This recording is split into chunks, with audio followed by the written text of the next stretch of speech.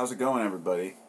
My name's Carpo, and I'd just like to make this quick video about fracking in Texas. Or should I say, Fracking Texas.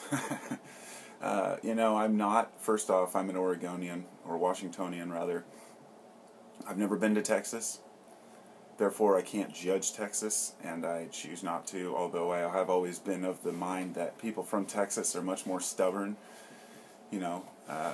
as they've tried to secede from the Union and whatnot, and it makes it appear that the group of Texans as a whole seem to be very bullheaded. And I know that's not true, because I know that Texans are just people like anyone else, but I'm saying this is how the rest of the nation and some of the world sees Texans. And much of the way that people view it is due to the fact that while the rest of the world tries to wean off of coal and oil and whatnot, Texas is very big on fracking and oil pumping. And, of course, I wouldn't say the world's trying to wean off oil. I would just say that Texas is a good example of a state that has a load of wells, and now they're finally starting to see the problems. I read this article earlier about in Dallas and a few other places.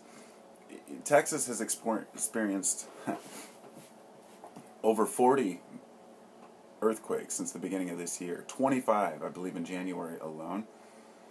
And these are all magnitude 2 or greater. So there were plenty smaller than that, I'm sure, but these are just the ones that are noticeable.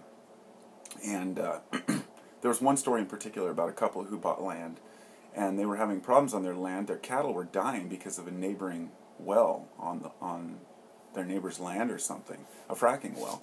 Anyway, this couple was frustrated, so they bought their neighbor's property. And not too long after they bought the property, they saw these guys were jumping their fence coming onto their property, and they chased them off. And then the guys came back with the sheriff. Well, as it turns out, that mineral rights in Texas supersede landowner rights. Okay, so all Texans should know that. If something has been found on your land, what had happened was the deal was made with the two previous landowners before them, that the mineral rights were owned by this company. So no matter who owns it or who buys the property on top of the surface land, if the minerals are already claimed, you have no rights on your own land. And to me, that's a scary proposition. But what's even more scary is that even if your own land doesn't have anything on it, you are still at the mercy of your neighbors who have fracking wells on their land. What they're doing is they're pumping all the wastewater out, all these chemicals, and pumping them thousands of feet down into the ground, down into these, and they end up filling up these subterranean granite caverns, and these, they basically lubricate the rock, if you will, and they create earthquakes. And Texas is not on any fault lines, so it's not a matter of, these aren't fault earthquakes, these are synthetic faults, if you will. And so people in Texas are now experiencing what people in some of the other places have experienced, which is being able to light your water on fire. People have had their cattle dying off by, the plentitude, because of the groundwater is polluted by the fracking itself. And on top of that, we have not only the direct visual concerns, but then we have the earthquake concern, and then on top of that, we have the actual surface contamination. From what I've read, they use barium for fracking. A lot of people say that there have been a rise in barium levels, and they attribute that to chemtrails or whatnot. So I did research on that a while back and found out that barium is used as a lubricant for fracking. So there's no doubt that barium would be on the rise.